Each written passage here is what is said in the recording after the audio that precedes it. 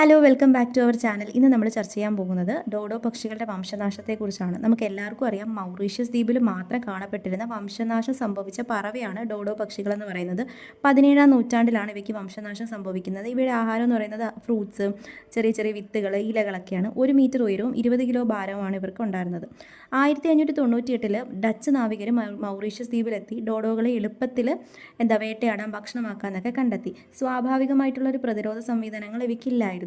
പിന്നെ കൂടാതെ തന്നെ അവരുടെ കൂടെ വന്ന പന്നികൾ, കുരങ്ങുകളൊക്കെ എന്ത് ചെയ്തു, നിലത്ത് കൂടുണ്ടാക്കി മുട്ടയിട്ടിരുന്ന അവയെ നശിപ്പിക്കുകയും ചെയ്തു. വീട് നിർമ്മിക്കാനായി മരങ്ങൾ വെട്ടിയപ്പോൾ ഇവരുടെ ആവാസ വ്യവസ്ഥയും ഭക്ഷണ സ്രോതസ്സും എല്ലാം ഇല്ലാതായി. ഇവയൊക്കെ പ്രജനനകാലത്ത് ഒരു മുട്ട മാത്രമേ ഇടൂ. സഹജീവികളെ ഏറെ വിശ്വസിച്ചിരുന്നവരാണ് ഡോഡോ പക്ഷികൾ.